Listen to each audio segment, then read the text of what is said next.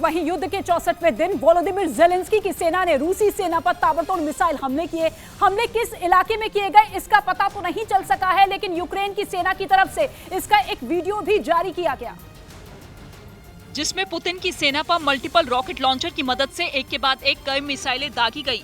जो वीडियो जारी किया गया उसमें मिसाइलें लॉन्चर से निकलने के बाद तेज आवाज के साथ अपने टारगेट को ध्वस्त करने के लिए आगे बढ़ती दिखाई दी।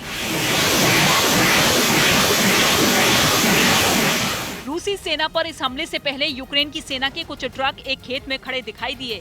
उनमें एक ट्रक पर मल्टीपल रॉकेट लॉन्चर रखा दिखा। पास में ही एक सैनिक भी नजर आया जो लॉन्चर से निकलती मिसाइलों से बचने की कोशिश करता रहा। इसी तरह के एक दूसरे वीडियो में भी एक खेत से पुतिन की सेना पर मिसाइल हमले किए गए। मिसाइलें आग उगलती हुई दुश्मन के ठिकानों को तबाह करने के लिए तेजी से बढ़ती दिखी।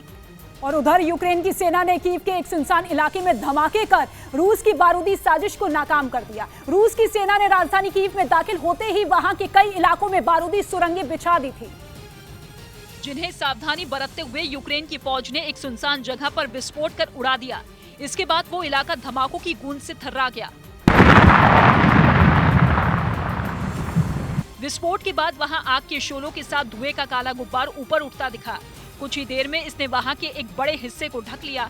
उसे देखने के बाद ऐसा लगने लगा कि वहां के आसमान पर काले बादलों ने डेरा जमा लिया हो। असल में जब रूस की सेना ने कीव की घेराबंदी की थी तो उसकी सड़कों पर, खेतों में और दूसरी कई जगहों पर खुद की सुरक्षा करने और यूक्रेन की फौज को तबाह करने के इरादे से कई लैंडमाइन बिछा दी थी। इसलिए जब रूसी फौज कीव से पीछे हटी तो यूक्रेन की सेना ने सर्च ऑपरेशन चलाया और रूस की 475 बारूदी सुरंगों को इकट्ठा कर नष्ट कर दिया।